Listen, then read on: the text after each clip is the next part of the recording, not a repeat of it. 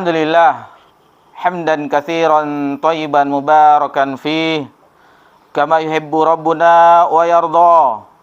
Asyhadu an la ilaha illallah wahdahu la syarikalah wa asyhadu anna Muhammadan abduhu wa rasuluh sallallahu alaihi wa ala alihi wa man sara ala nahjih wa tamassaka bi sunnati ila yaumiddin wa sallaman tasliman katsira. Amma ba'd. Puji syukur kehadirat Allah Subhanahu wa taala atas taufik dari Allah Subhanahu wa taala.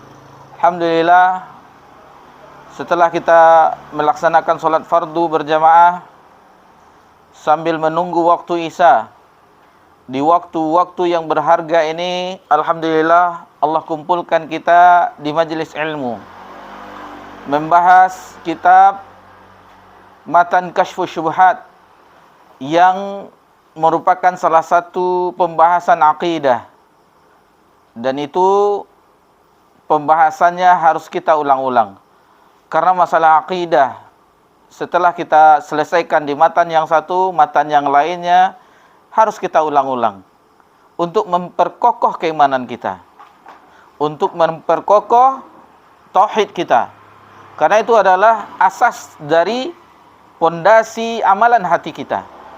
Apabila itu kuat, maka insyaallah apapun bentuknya amalan anggota tubuh itu terasa ringan.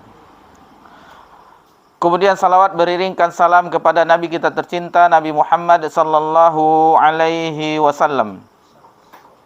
Sebagaimana di pekan-pekan ini kita mengetahui berita apa yang terjadi bagi saudara-saudara kita di belahan bumi Syam, Palestina, maka sudah selayaknya bagi kita untuk mendukung mereka dengan sesuai kemampuan kita. Karena kalau kita perhatikan di media, ada yang terlalu bersemangat, kita harus pergi situ berjihad dan segala macamnya. Terlalu semangat, terlalu jos, istilah orang sekarang, jor-joran. Dan ada yang meremehkan, itu bukan urusan kita, itu bukan urusan kita yang di Indonesia, itu urusan mereka. Alhamdulillah kita di Indonesia aman, dan selayaknya bagi kita pertengahan, itu dengan prihatin. Jangan sampai di antara kita tidak mendoakan mereka. Jangan sampai. Karena doa kita sangat dibutuhkan bagi saudara-saudara kita yang mereka sekarang diuji dengan dicabutnya nikmat keamanan. Bagaimana kita saksikan itu beberapa pekan ini, istilahnya satu pekan ini, itu saja berita. Dan di Jumat yang lalu seluruh khotib diminta agar khutbahnya menyinggung tentang Palestina, karena mereka saudara kita. Innamal mu'minuna ikhwah. Sesungguhnya seorang beriman itu bersaudara. Bagaimana mereka saudara seiman kita, sama-sama bersyahadat, Rabb kita sama, Nabi kita sama, kiblat kita sama. Maka sudah selayaknya bagi kita prihatin. Dan sebagian lembaga-lembaga yang alhamdulillah kita lihat juga ada yang membuka donasi bantuan untuk saudara-saudara kita di Palestina. Maka sudah selayaknya bagi kita, apapun bentuknya, besar atau kecil, maka hendaklah kita ikut serta. Sebagaimana kita sebutkan tadi, jangan sampai kita tidak mendoakan mereka. Itu yang pertama. Kemudian seandainya ada rekening-rekening yang kita lihat, yang lembaga itu terpercaya, maka itu hendaklah kita ikut serta, berapapun yang kita mampu. Dan jangan sampai kita beranggapan itu yang terjadi di situ adalah gerakan, suatu pergerakan organisasi yang kita ketahui. Dari pergerakan haraki kelompok kaum muslimin. Jangan kita sampai ke situ. Kita beranggapan ini masalahnya masalah yang sesama kaum muslimin. Itu yang pertama. Terkadang ada orang yang ekstrim, bukan satu manhaj dengan kita. Ini sesuatu kekeliruan yang harus kita luruskan, karena ada sebagian dari orang-orang yang kita ketahui masih beranggapan seperti itu. Dan semoga juga kita bisa juga berkunjung ke sana. Karena la asyaddur rihal ila salasas masajid. Tidak ada perjalanan di dalam rangka ibadah kecuali ketiga masjid itu. Masjidil Haram, Masjid Nabi, Masjidil Haza kata Nabi SAW, dan Masjidil Aqsa. Dan ketiga masjid itu dibangun oleh utusan Allah Subhanahu wa taala. Berbeda riwayat menjelaskan, ada yang mengatakan bahwasanya Masjidil Haram pertama kali dibangun oleh Nabi Adam alaihissalam, sementara Nabi Ibrahim dan putranya Ismail alaihissalam itu yang meninggikan bangunannya. Jarak di riwayat itu disebutkan jarak antara Masjidil Haram dengan Masjidil Aqsa itu 40 tahun. Dan ada juga yang mengatakan bahwa yang membangun pertamanya juga Nabi Adam alaihissalam, kemudian dilanjutkan oleh Nabi Daud alaihissalam. Karena peperangan jihad, penguasa ketika itu Jalut dan Talut sebagaimana kita ketahui, pembangunannya pun terhenti dan akhirnya diselesaikan oleh Nabi Sulaiman alaihissalam. Dan yang ketiga, Masjid Nabawi yang dibangun oleh Nabi yang mulia sallallahu alaihi wasallam. Jadi tiga masjid itu, tiga tempat itu adalah tempat kaum muslimin. Harus kita hadirkan kecintaan kita terhadap ketiga masjid itu sebagaimana kita mencintai syariat Islam. Karena itu merupakan bagian dari kita, Palestina kita. Karena mereka adalah saudara-saudari kita. Tapi itu sedikit kita singgung untuk mengingatkan, karena ada berseliweran, ditambah kemarin ada diskusi yang itu bukan urusan kita. Ya biarinkan saja seperti itu. Terlalu remeh dan ada yang terlalu berlebih-lebihan. Jadi kita menyikapi sewajar yang sesuai kemampuan kita. Karena tidak mungkin kita pergi ke situ untuk kondisi sekarang ini, karena cakupannya internasional, hubungannya, visanya, segala macamnya, dan keimanan kita yang lemah. Itu kita akui. Kenapa? Bukan kita saja, seluruh dunia itu tidak sanggup. Bagaimana? Karena pernah terjadi dari dulu perang antara Palestina dengan Israel. Mereka dibantu backup di belakangnya, akhirnya mereka juga yang menang. Dan seandainya itu orang Arab bersatu, khawatirnya kita tidak bisa haji dan umroh. Jadi tidak tenang Haramain, jadi tidak ada ibadah haji dan umroh. Jadi biarkanlah sesuai sunatullah, jangan kita berlebihan dan jangan juga kita meremehkan. Itu sedikit muqaddimah, mudah-mudahan bermanfaat. Sebelum kita melanjutkan materi pelajaran kita di dalam kitab Kasyfus Syubhat, ada yang tertinggal materi yang telah kita siapkan. Sebelum kita tambahkan pelajaran kita ulang dahulu bahwasanya di pekan yang lalu kita telah membahas bahwa Nabi Nuh alaihissalam adalah rasul yang pertama. Sebagaimana kita jelaskan, ada di dalam Al-Qur'anul Karim, di sabda Nabi yang mulia terdapat dalam Sahih Muslim yang kita bawakan hadis yang sangat panjang tentang syafaatul uzma, syafaat yang paling besar, yang itu khusus untuk Nabi sallallahu alaihi wasallam, dan yang ketiga ijma para ulama. Kemudian Nabi Nuh alaihissalam termasuk dari Nabi Ulul Azmi, yang mereka ada para nabi alaihi wassalam, itu lima para nabi dan rasul. Nabi Nuh, Nabi Ibrahim, Nabi Musa, Nabi Isa, dan Nabi Muhammad sallallahu alaihi wasallam. Kalau kita perhatikan ayat dalam Al-Qur'anul Karim, maka itu disinggung. Walaupun tidak sedetailnya, tapi itu disinggung seperti dalam surah Asy-Syura ayat 13.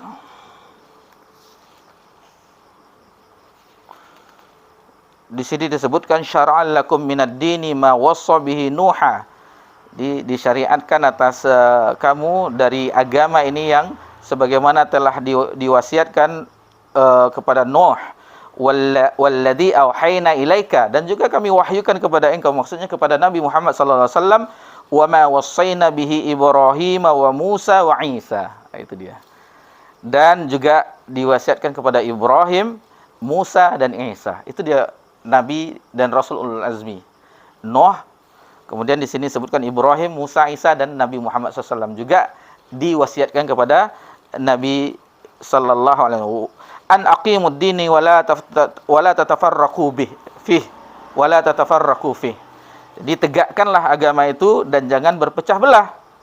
Kabura 'alal musyrikina ma tad'uuhum ilaih. Nah, ini dia orang-orang yang orang musyrik itu dakwah para nabi dan rasul itu teramat berat bagi mereka. Allah yajtabi ilaihi may yasha wa yahdi ila may yunib. Jadi Allah lah yang istilahnya yang menunjukkan kepada sesuatu, kepada siapa yang diinginkannya, dan petunjuk kepada orang-orang yang may yunib, orang yang bertobat, orang yang kembali kepada Allah Subhanahu wa taala. Kemudian dalam surah Al-Ahqaf, fasbir kama sabara ulil azmi minar rusul. Fasbir kama sabara fasbir kama sabara minal ada yang ingat? Kadang-kadang pas diberitahu lupa dia. Tuh, alhamdulillah disediakan mushaf, jadi kita bisa lihat langsung ayatnya. Fasbir kama sabara ulil azmi minar rusul. Nah, itu dia. Fasbir kama sabara ulil azmi minar rusul wala tasta'jil lahum. Di ayat-ayat terakhir. Jadi kita diperintahkan bersabar sebagaimana bersabarnya para nabi dan rasul ulul azmi. Bagaimana mereka lebih banyak cobaan mereka di dalam berdakwah. Kita kembali kepada Nabi Nuh alaihissalam, bagaimana yang Allah abadikan dalam surat Nuh juga, bagaimana Nabi Nuh alaihissalam mendakwahkan kaumnya. Nabi Nuh alaihissalam mendakwahkan kaumnya. Qala rabbi inni da'uti qaumi laila wa nahara. Jadi ya Rabbku, sesungguhnya aku telah mendakwahi kaumku siang dan malam. Siang dan malam. Kalau kita cuma siang di toko ya Pak ya, bekerja, tidak kena matahari kata Bapak kan. Kemudian malamnya baru pengajian sebentar. Nabi Nuh alaihissalam siang dan malam mendakwahkan kaumnya. Kemudian dilanjutkan, falam yazidhum du'ai illa firara. Tidak bertambah keimanan mereka, malah kan mereka kaum yang didakwahkan itu mereka lari. Wa inni kullama da'utum litaghfir lahum ja'alu asabi'ahum fi azanim wastaghshaw siyabahum wa asar wastakbaru istikbara. Betapa teguhnya Nabi Nuh alaihissalam. Ketika Nabi Nuh mendakwahkan kaumnya, diambilnya jarinya diletakkan oleh kaumnya di telinganya. Alhamdulillah ini kita menyampaikan agama, enggak ada yang tutup telinga. Alhamdulillah. Nabi Nuh ketika mendakwahkan kaum ditutup telinga. Lalu diambilnya bajunya, ditutupnya mukanya. Ini alhamdulillah enggak ada apa kecil ustaz tutup. Enggak ada, alhamdulillah. Bagaimana kesabaran yang turun wahyu kepada Nabi Nuh. Bagaimana kesabaran? Lalu kita lanjutkan.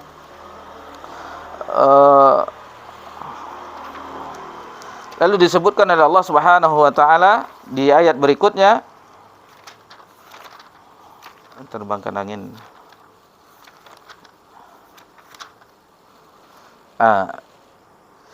Tsumma inni da'autuhum jihara. Kemudian sesungguhnya aku telah mendakwahi mereka terang-terangan. Tsumma inni a'lantu lahum wa asrarru lahum israra. Dengan terang-terangan dan dengan sembunyi-sembunyi juga dilakukan oleh Nabi Nuh kepada kaumnya siang dan malam. Dan diriwayatkan itu yang mereka yang naik ke bahtera Nabi Nuh, mereka lah yang selamat. Mereka lah yang selamat.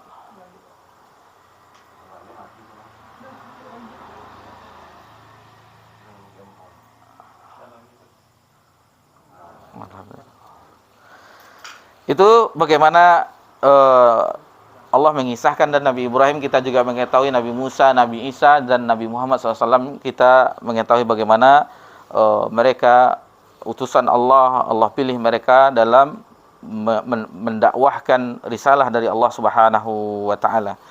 Kemudian yang juga kita ingatkan bahwasanya di dalam ini disebutkan bahwasanya kaum Nuh itu lamma ghalau. Mereka itu adalah kaum yang galau. Ghulu, maksudnya ghulu, berlebih-lebihan. Apapun bentuknya, berlebihan dalam ibadah, berlebihan dalam beramal, berlebihan dalam memuji, berlebihan dalam mencaci. Seperti salah satu kelompok sesat di dalam agama kita, Syiah, itu berlebihan memuji Ahlul Bait. Berlebihan. Kemudian berlebihan juga mereka di dalam, itu tadi memuji.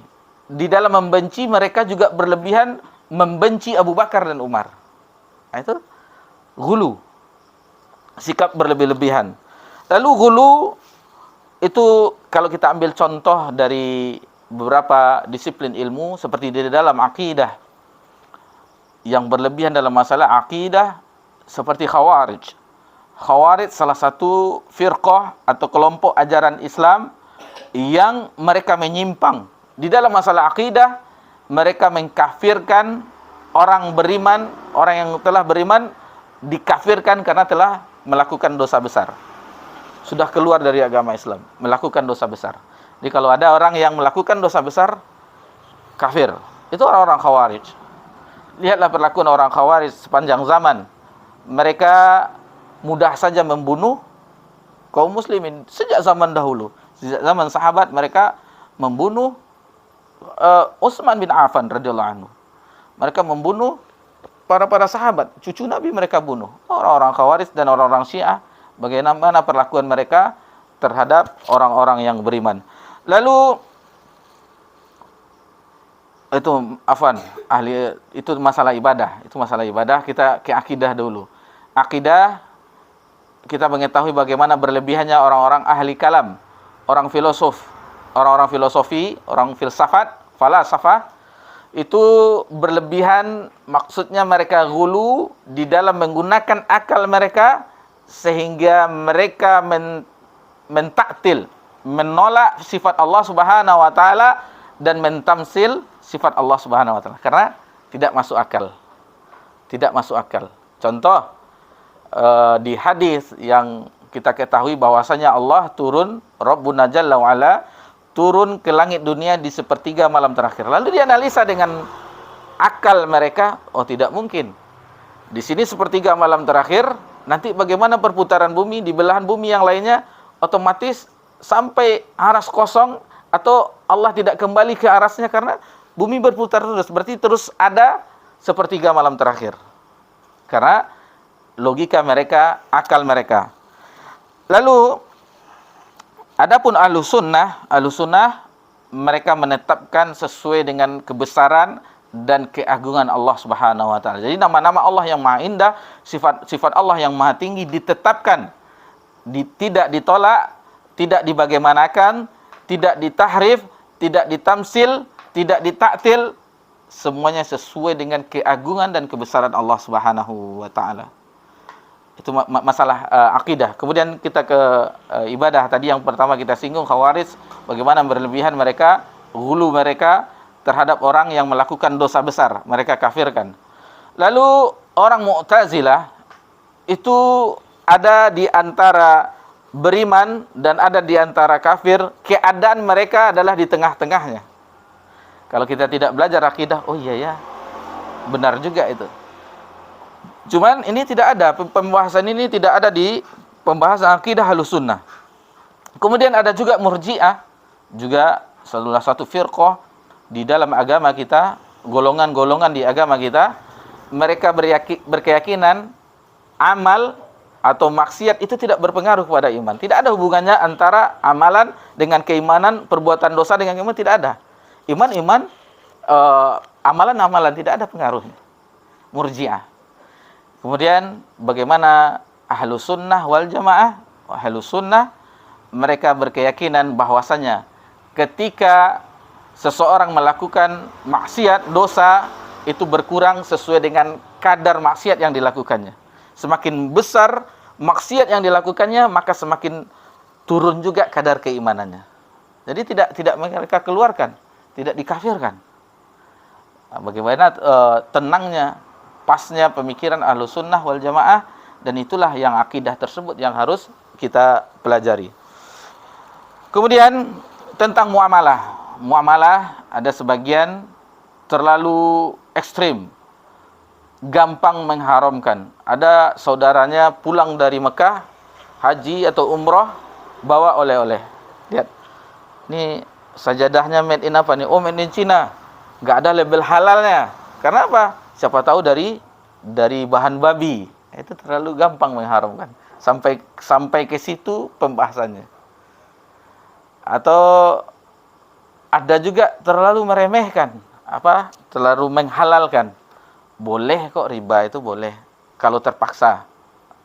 Boleh curang kalau begini, suka sama suka, macam-macam. Itu terlalu menghalalkan. Lalu bagaimana yang pertengahan? Yang pertengahan adalah yaitu sesuai dengan bagaimana muamalah itu diatur di dalam Al-Qur'an dan Sunnah.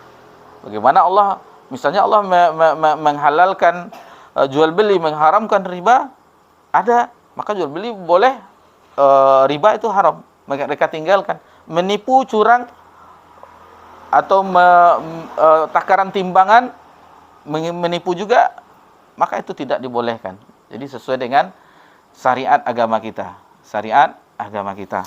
Dan masih banyak perkara yang lain, seperti perkara adat, kebiasaan.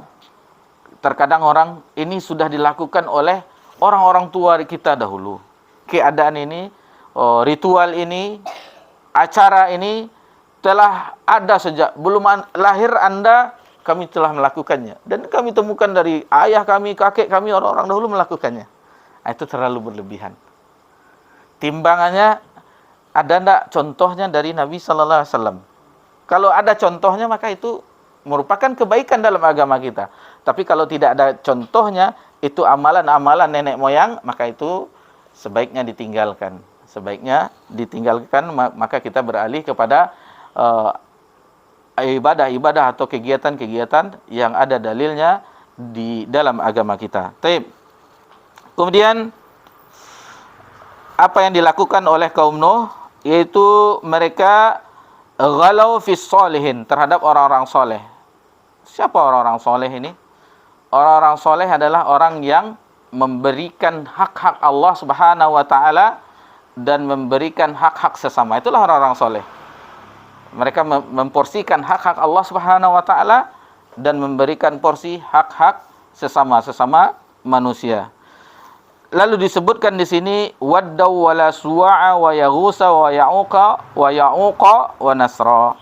Kita kembali lagi di dalam surah Nuh.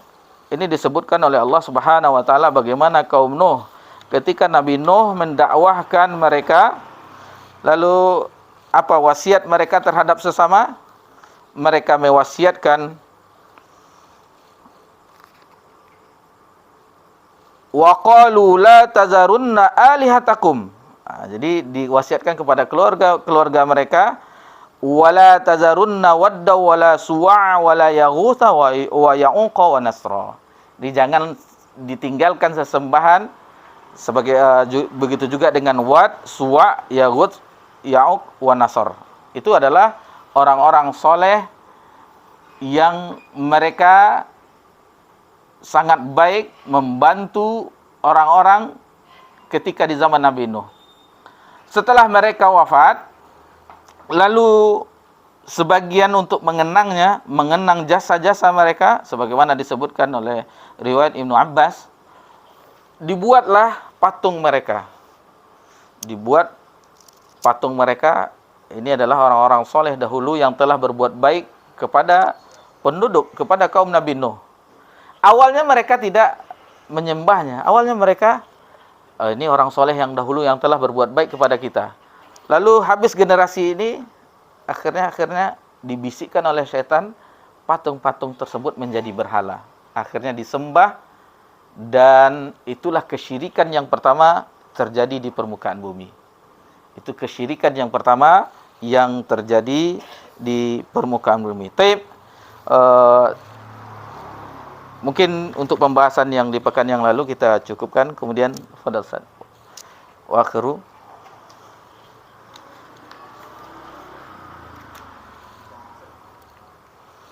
Ya, wa akhiru. Setelah orang-orang soleh tadi, setelah wa nasra.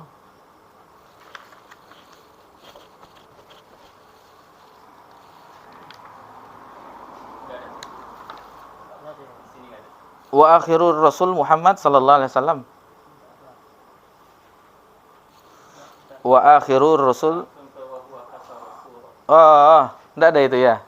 Jadi kita anggap saja itu. Dan yang terakhir, yang awalnya adalah Nabi Nuh alaihissalam dan akhirnya adalah Nabi Muhammad sallallahu alaihi wasallam. Taib wa huwa kasara. Wa huwa kasar. Bismillahirrahmanirrahim. Wa huwa kasar suwara haula'is salihin. Arsalahu Allahu ila unasin yata'abbaduna wa yahujjuna wa yatasaddaquna wa yadhkuruna Allaha katsiran. Walakinnahum yaj'aluna ba'dal makhluqati wasaiqa bainahum wa bainallah yaqulun nuridu minhum at-taqarruba ila Allah wa nuridu syafa'atahum indahu mithlul malaikah wa Isa wa Maryam wa unasin ghairihim minas salihin. Beliaulah yang telah menghancurkan patung orang-orang salih tersebut. Beliau diutus oleh Allah kepada suatu kaum yang senantiasa beribadah, berhaji, bersedekah, dan banyak berzikir kepada Allah. Akan tetapi, mereka masih menjadikan sebagian makhluk sebagian perantara antara mereka dengan Allah. Mereka mengatakan, kami inginkan dari mereka para perantara tersebut sebagai pendekat diri kami kepada Allah. Kami menginginkan mereka seperti para malaikat, Isa, Maryam, dan orang-orang salih lainnya memberi syafaat kepada kami di hadapan Allah. Baik. Nah, ini dia lanjutan dari pembahasan kita di pekan yang lalu. Ini kita tambah pelajaran kita. Wa huwa kasara suwaral haulal salihin. Jadi Nabi Muhammad sallallahu alaihi wasallam yang telah menghancurkan patung orang-orang soleh.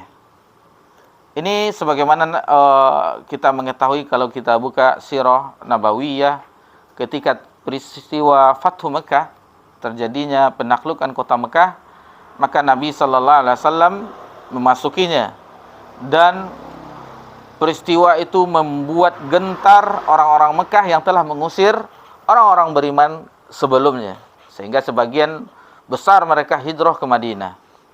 Ketika di jauhan dilihat di padang pasir, mereka menggunakan obor-obor untuk penerang, lalu dilihat oleh mereka Abu Sufyan ketika itu dan pemuka-pemuka yang lainnya, ini adalah pasukan Romawi atau ini adalah pasukan Persia, karena saking banyaknya, ribuan jumlah mereka, besar, pasukan besar, dan semakin hari semakin akhirnya itu diketahui bahwa itu adalah Nabi Muhammad SAW dan para sahabat dan kaum mukminin yang ingin pergi ke Mekah.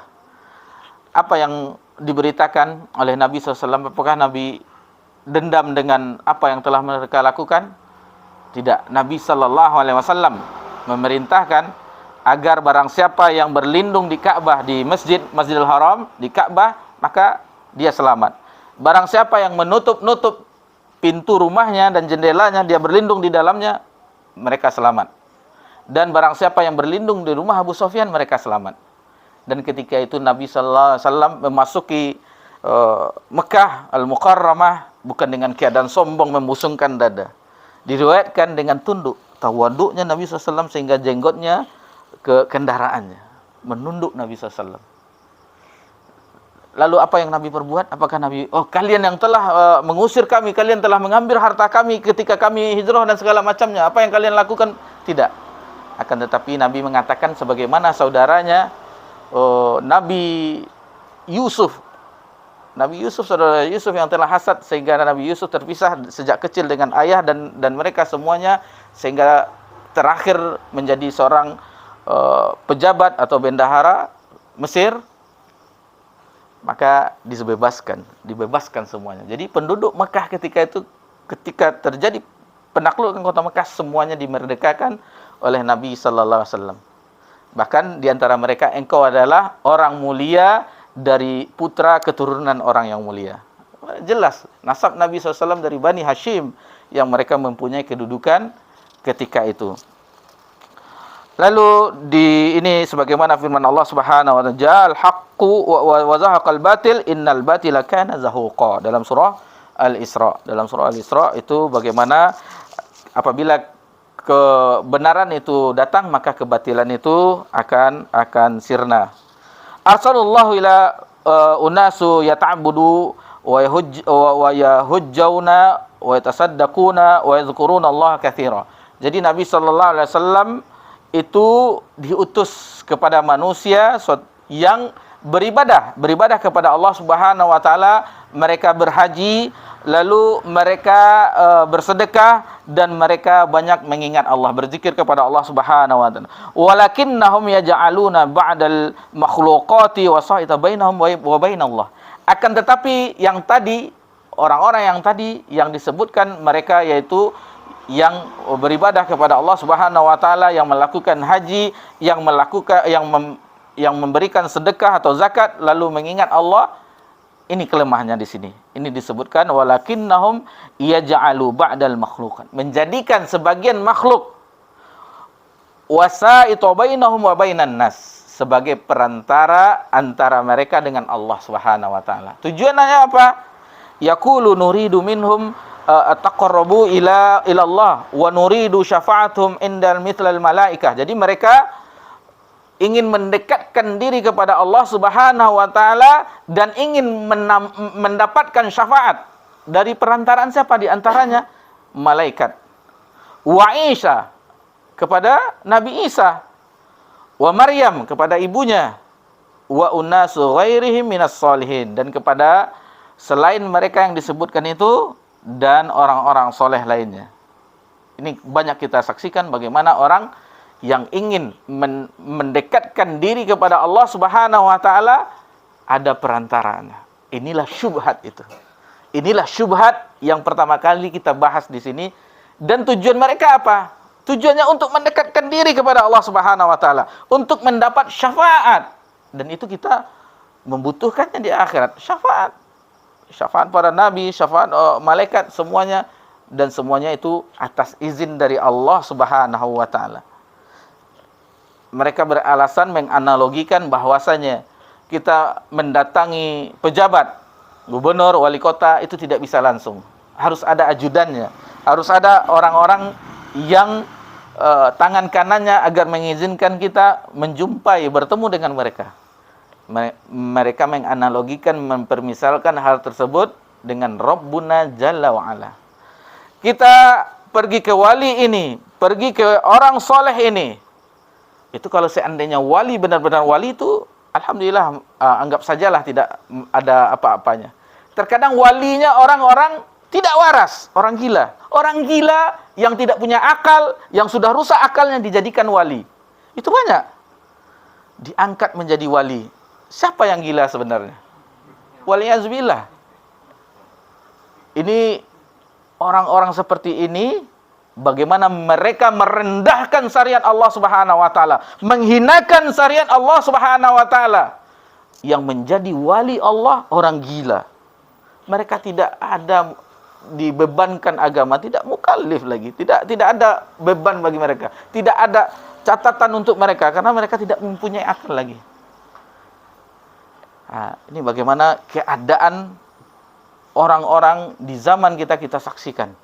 Mereka pergi ke sesuatu kuburan orang soleh, lalu meminta di sana, tujuannya apa? Agar Allah mengabulkan. Tetap, kenapa harus pakai perantara? Kenapa dia tidak di antara waktu-waktu mustajab berdoa kepada Allah langsung? Langsung kepada Allah, apa hajatnya diminta kepada Allah Subhanahu wa taala. Jadi ini syubhat yang pertama yang kita jumpai di kitab ini. Tujuannya, lihat, kalau kita tidak ada, oh iya juga ya. Jadi harus kita dekati harus kita datang ke kubur si fulan wali ini. Kalau di sini alhamdulillah Sumatera tidak ada wali. Kalau di Jawa banyak walinya. Itu ada ritual rihlah, pakai bus-bus pariwisata, spanduknya ke wali, disebut wali-wali yang ke makam wali ini, Sunan Ampel segala macamnya, sunan-sunan tersebut. Itu di Jawa kita saksikan waktu 2006 kita di situ, orang dari Bogor berangkat, ada bus pariwisatanya, kemudian ada spanduk sebagai, kalau di sini kan kunjungan ini SMP ini ke Siak, ke Istana Siak misalnya. Kalau mereka enggak, ritual jalan-jalan ibadah rohani. Itu yang mereka lakukan. Itu sebagian besar. Sebagian besar, ada yang lainnya bentuknya ada ke pohon-pohon keramat, masih saja. Dapat berita dari kita bahwasanya diceritakan dulu di kawasan Pondok Imam Bukhari di Solo, Karanganyar, sebelum dibangun Mahat, itu merupakan ada pohon yang dikeramatkan.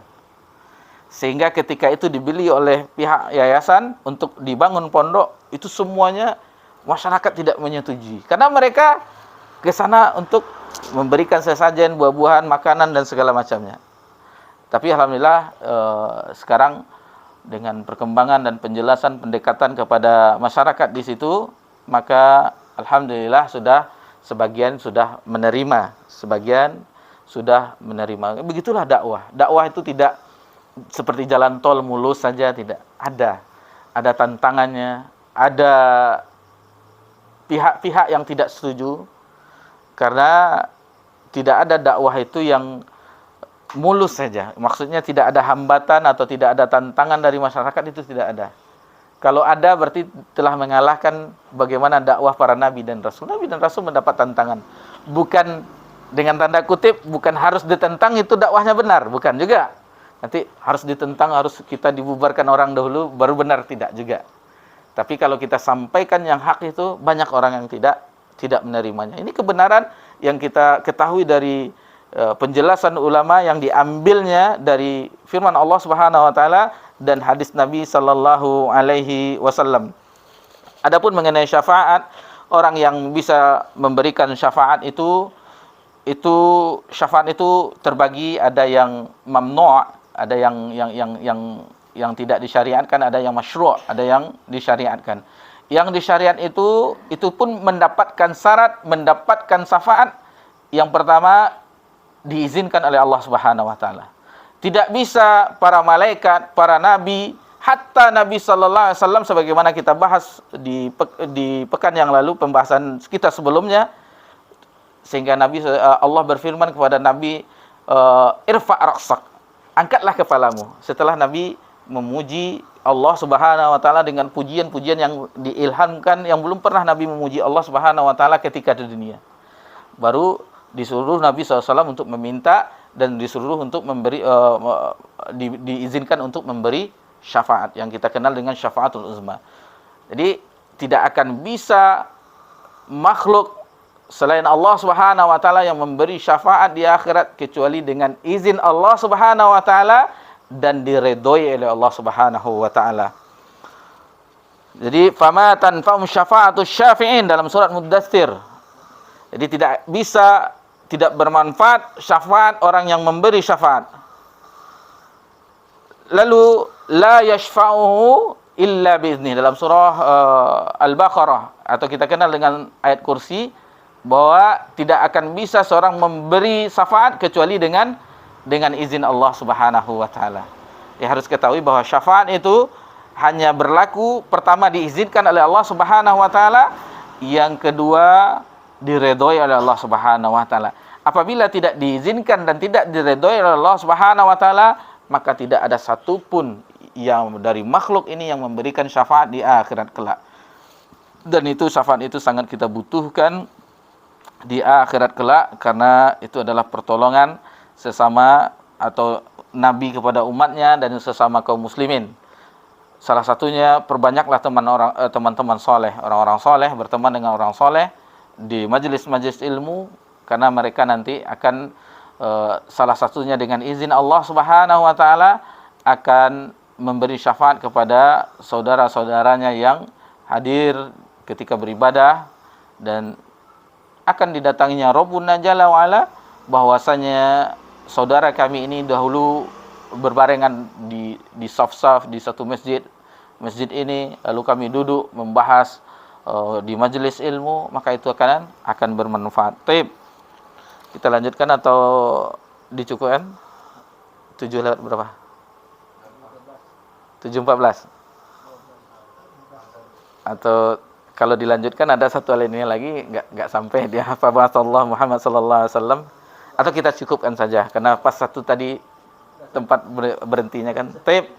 Alhamdulillah, itulah pembahasan kita, dan itulah syubhat yang pertama yang dilakukan oleh orang-orang yang beribadah kepada Allah Subhanahu wa taala, berhaji dan bersedekah, dan mereka banyak mengingat Allah Subhanahu wa taala, menjadikan orang-orang soleh di matan ini disebutkan malaikat, Isa, Maryam, dan orang-orang soleh lainnya untuk mendekatkan diri kepada Allah Subhanahu wa taala dan agar mendapatkan syafaat dari Allah Subhanahu wa taala. Dan alhamdulillah kita jelaskan bagaimana orang yang mendekatkan diri tersebut dan bagaimana orang yang mendapatkan syafaat tersebut di akhirat kelak. Baik, demikianlah yang bisa kita bahas di kesempatan yang berbahagia ini. Insyaallah kita lanjutkan di pekan ganjil insyaallah, karena di pekan genap kita di Masjid Dakwah. Demikianlah, mudah-mudahan bermanfaat bagi kita semuanya. Subhanakallahumma bihamdika asyhadu an la ilaha illa anta astaghfiruka wa atubu ilaik. Wassalamu ala nabi Muhammad sallallahu alaihi wasallam wa ala alihi washabbihi ajmain. Walhamdulillahirabbil alamin. Wassalamualaikum warahmatullahi wabarakatuh.